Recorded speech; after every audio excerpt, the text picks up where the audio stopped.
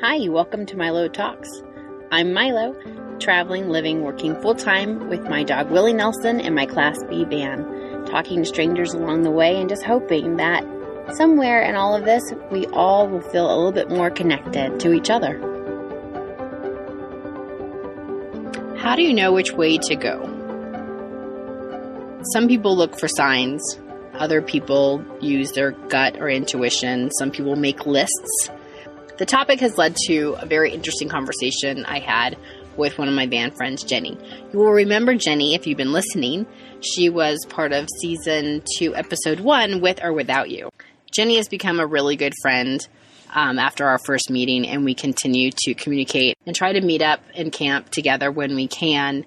In our last meeting, I found that we just always had these great conversations, and I always wish I had had my recording equipment out. So finally, one evening, I said, we are going to record our conversation tonight.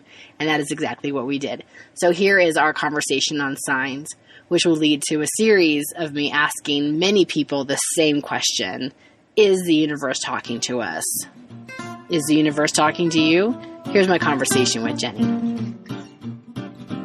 I was thinking this morning as we were talking, I was having coffee and you were talking about having coffee, is that I was thinking that I should have been recording all of our conversations this last week because we always dive into these interesting talks, and that's what's really great about you is you always have a story and you always have something interesting to add to a conversation, which is why it's been so nice having you as a neighbor. But we started talking about signs. I don't know if I believe in signs because I thought I had one. I had received, or I had an opportunity where 30 wheat pennies, which my grandmother used to collect, showed up in the bar tally at the end of the night. And so I bought them all. And I hauled them around with me, and I'm thinking, I am clearly on the right track. So this is the part I didn't tell you. At that point, I had started seeing somebody, and I took it as a sign, like, oh my gosh, here it is. She's supporting me. She loves this decision, and it's okay, even though it was questionable, and it was questionable. Lo and behold, so I put the 30 pennies, and I carried them in my Jeep Cherokee that I had at the time. The part I didn't tell you is that the affirmation or the validation I was looking for my decisions I was making is because I had been dating someone who then ended up incarcerated, who had been lying to me about his drug use, then, in fact, imprisoned me for the next several months as I waited for this person to come out of jail. Because I'm thinking, this is my path. This is what I'm supposed to do. Right. Wait for this person. So I imprisoned myself because he didn't want me to leave the house after nightfall. Because it was his way of, control. It's easy to say now, but when I'm in it, he loves me and doesn't want me. Well, and you've got the sign that. Yeah, I had a sign, 30 wheat pennies in my car. Yeah. I leave, this is the other part of it. I leave the relationship finally, pack everything I own, go to Colorado. I'm in Colorado for maybe a week, 2 weeks. Car gets stolen. All the wheat pennies are stolen. Oh, no. Car returned. So interesting. I don't know if that was my sign. I mean, that's why I just have a really hard time with it. The wheat pennies were a very rare thing to come across. One, the fact that they would have meant something to me made it even more like, what? Yeah. 30 wheat pennies? Right. And it would be cool if I was 30, but I wasn't. I was like 40 something. But it was just, yeah. And then to have them stolen. I got the car back, but everything else was taken, including this 15-year-old kid took all of my wheat pennies. So here's where, and this is part of, I guess, what our conversation, how it was evolving this morning was that I feel kind of unsure about how I feel about signs because you get this sign, you've got these 30 wheat pennies. To you, that is a clear sign, but we interpret it in the way we want to interpret it. So for you, this sign is, hey, my grandmother approves, this is my relationship that I'm supposed to be in. She's giving me the sign that this is a good thing. But maybe that sign had nothing to do with their relationship. Or maybe it was a sign that hey, your grandma's nudging you. Maybe this isn't your spot. And then when you get to Colorado and you're away from this relationship, well, then the pennies are gone. You don't need her there protecting you. I don't know. The thing about science is that such a leap, though. Like you, you know, like, brilliant. you know, we take them to mean what we're looking for. Sure. But maybe it's not about what we're looking for. Okay, but how are we supposed, if the sign, it shouldn't be even called a sign. A sign usually is directional and clear and easy to read. Yeah. This is more like, I don't even know what this is, but they're not signs. They're like hints. They're feelings that we put onto something else that seems odd. Right. Or, you know, or maybe a coincidence. But like if, like you said, let's talk about your cherry story, Miss. I don't know if I believe in signs, but you gave yourself a challenge. Yeah. So I had been reading this book, and this goes along with, you know, the story of how I got into the van and that I'm completely lost. My life has been turned upside down. The guy I thought I was going to marry, that I'm going to live in this van with, turns my life upside down, breaks up with me. I'm currently living in his basement at this time and trying to figure out what in the world I'm supposed to do. He's very back and forth. I don't know if I should be with him. And so my best friend had given me this book to read called The Universe Has Your Back. And I'm reading this book, and there's this part about like manifestations and signs. And the author walks you through this exercise where you kind of have this like low vibe stories, which she calls it, what you're thinking in your head. And for me, it was very much around like being worthy and in a relationship. You know, I just gotten my heart broken by a guy that I was not good enough for in my eyes. That was my low vibe story, was that I was no longer good enough for him. And so I had gone through this manifestation thing, thinking like, okay, this is my story, my low vibe story. What I want is a relationship that makes me feel good, where I feel, you know, cherished and wanted. And then the thing was, then you pick a sign, something random. So like for you, like the random thing would have been wheat pennies before you had even found them. Sure. So for me, I had just decided cherries. I don't know why that, if I closed my eyes, that was the first thing that came into my head. So for me, that cherry was the sign that like, that this was not where I was supposed to be. Being in this relationship with him was not my path. The cherry was like, you need somebody who is going to respect you and all of this. So I had picked cherries, and then like the next day I've got music playing, and I realized that this album that I've been listening to ever since we had broken up, there's a song and the artist sings about cherry wine. And I realized like, oh, that's strange, you know. Now I notice that it has the word cherry in it. And then the next day I'm at the grocery store, and all the self-checkouts, the screensaver on them is cherries. And again, I'm like, you know, deep down inside, I want to be with this guy still. And so I'm like coming up with excuses as to why this isn't actually a sign. It's cherry season. Of course there's cherries there. That has nothing to do with this. And so then one day I'm still living in his basement, and I go to leave his house, and on the front step is one single cherry right there in front of the door. And so it was like, you know, that nudge of like, no, I'm showing you these cherries. This is your sign. But I think because that's not the sign I wanted. Whereas like, sure, you know, but you set it up. Like you said, yes, I'm going to randomly pick this, right, and it's going to mean no. Right. But you could have very easily said, if I see cherries, it means stay. Right. But you didn't. Right. So that's interesting too. Mm-hmm. If you had picked Volkswagens, I probably would have seen them everywhere. There's a Volkswagen on the front porch today. Whose Volkswagen is someone drove it through the house. Okay, so there are those type of signs. Have you ever heard of drawing lots? No. Okay, so someone said this to me, and I've never looked into it at all. Like, I've not done any history check on it. I've not looked for it in a biblical reference. But someone said it to me, it stuck, and I have done it a few times. It's where you take an odd number, like 3 coins, and you decide. It's not just one coin, it's 3 coins, so I guess whatever the math is for that, for it to be whatever. So mostly heads, it's this decision. mostly tails is this decision. But here's the thing. When you throw lots or draw lots, you are supposed to do it regardless. So there's no like, well, let me 2 out of 3. It's like, once I've invested, I've committed to the, if I get more heads, 2, whatever, that is the decision. I have done that when I am at a fork in the road. When I know that it won't hurt me to go this way or that, but I just have no idea what to do. Like, both are right, both are fine. No one's really able to help me because, most of my life I've been making decisions just for myself, by myself.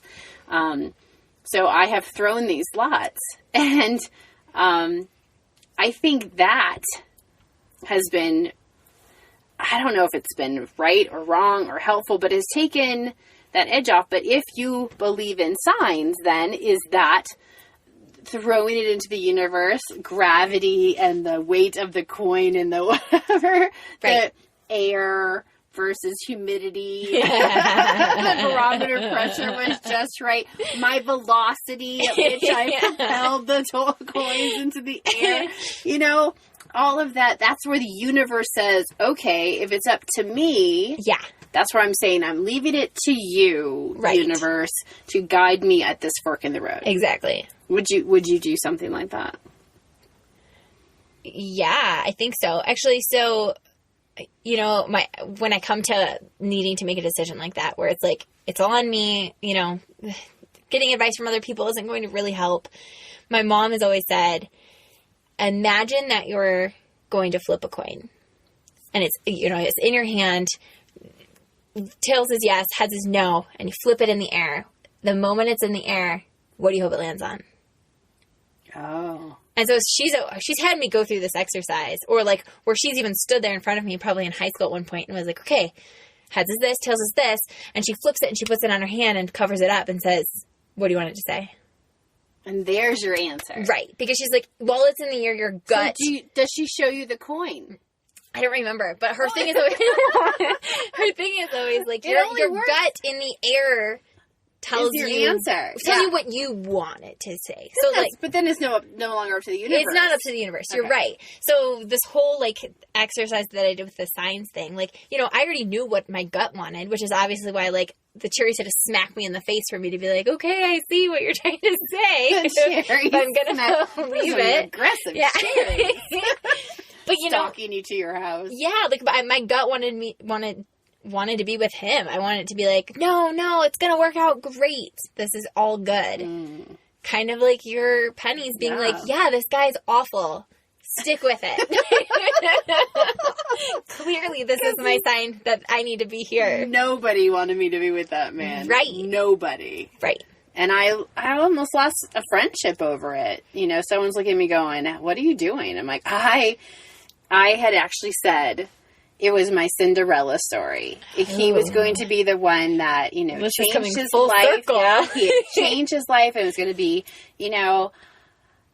I was going to be able to give this person that chance they needed when no one else had given them a chance. And I felt good about it. And I'm like, you'll see. Yeah. This was a project. Yes, this was a project, which is why we have 2 slogans now, which is one, no projects, just looking for partners. Yep. And the other one is no hitchhikers. No hitchhikers, which has been key lately in my dating life. Sure, because when you have... It's interesting. I do want to add this because your mom had brought up something interesting in one of your conversations. She's like, well, just make sure, how did she say it? Do it in her voice. What advice did she give you? Well, I was, but it wasn't even her voice. It was that we were, I come from a Jewish heritage. And so my mom sometimes has your typical Jewish mother hoping that you don't end up alone forever. So she, I told her I'm trying to really stick to boundaries when I'm dating, of things that are important to me, and following those rules of partners, not projects, and no hitchhikers, meaning no one that's going to just come along for the van life, and the things that I can provide in that way. And I'm telling my mom this. I'm all empowered, you know. I'm not going to put up with this stuff anymore while I'm dating. And my mom's like, well, what if you meet a guy who works remotely but doesn't have a van? And I'm like, well, no, Mom, no hitchhikers. And she's like, well, you might just be missing out on some really good guys if you cut them all out of the picture.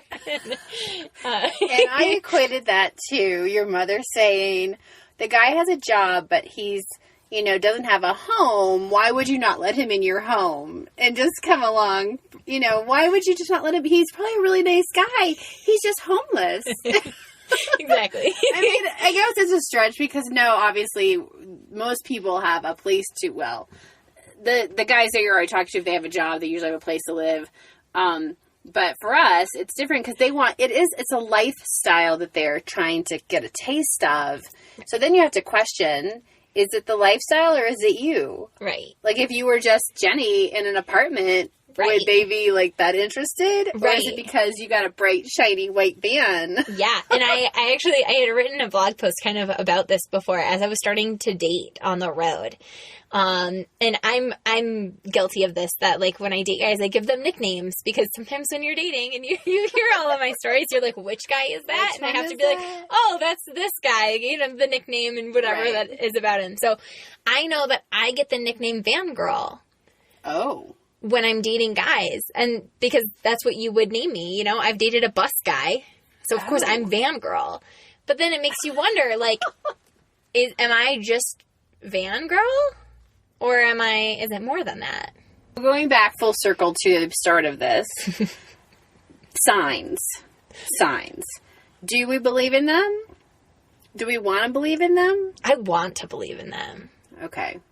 I want to believe in them because I love the idea of just being able to give up control to something bigger and not have to like control or make decisions, put myself on the right path, but to just trust that, like, you know, that book is called The Universe Has Your Back, but like trust in exactly that the universe is going to guide me in the right direction, that these signs are pointing me to where I need to go.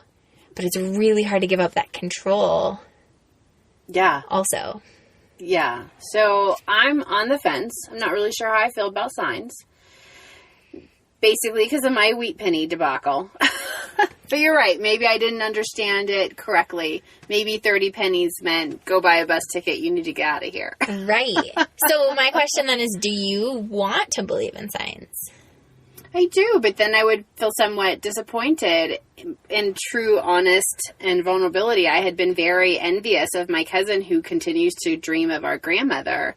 And I thought, and I would hope, and I'm sure she does, take it as a very positive sign that there's that connection. And I used to be angry. I'm like, why don't I have dreams of my beloved grandmother? Why would she not come to me in dreams? So I guess to believe in signs and to feel like I'm not getting signs would feel like, you know, I was being left behind or neglected, abandoned, right. Really. Yeah. So I guess the part of me, the jaded side of me, right, is like, no, because I don't get them, so they must not be real. Yeah. Because if people get them and I'm not getting any, then... But maybe it's not a sign I'm looking for. Maybe it's the fact that opportunities show up and open up for me, and maybe those aren't signs. Maybe that is the universe opening up doors for me. Right. Like my van. Yeah. It was the right van at the right time, at the right price from an amazing couple that I would not have found. So maybe that is not really, like I said, I don't like the word sign. Yeah. Maybe the universe just kind of like opens up and says, this way. Right. It's the easiest. It's not always the easiest way. But sometimes you're like, oh, well, that was way easier than I thought it was going to be. I had been struggling, and then boom, oh, wow, everything lined up. Right. I was able to get my finances and lined up for it. So maybe it's less about the word sign and more about the fact that maybe the world, the universe, something, whatever it is, aligns itself for me. And if I stay on that path, it's smooth sailing. But when I get off of it is when I get a little burnt. Yeah. Perhaps. Yeah. But also, you know, we've talked a lot about both of our journeys and that, neither of us have had a smooth No. ride in any way, shape, or form. But I also think that's why we're such good friends. But I also think that that makes us the kind of person that can live this kind of lifestyle where, like, it hasn't been easy. We're kind of rough and tough. And so I also think that, you know, I think there's a lot of stuff in my life that has not gone easily. Mm-hmm. But I think that that has led me to being exactly where I am right now. Mm-hmm.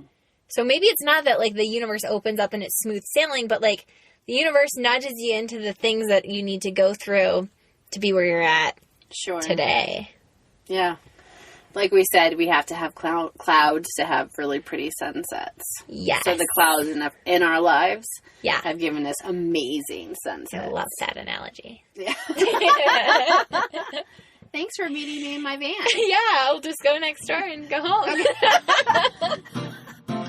Thanks to this one random conversation I had with Jenny while we camped together on the Colorado-Wyoming border, this question I've been able to pose to some of the new friends I've met along the way, and my goodness, it has led to some amazing conversations, and I think I'm meeting really interesting people out here. So I can't wait to share their stories with you. I hope you'll continue to listen as I share with you my new friends, their new stories, and what do they have to say about signs. This has been Milo Talks. You can find me on social medias at Next Exit Milo. Follow me there on Instagram and Facebook. Do you have a sign story you'd like to share? You can also email me at milotalkstostrangers@gmail.com.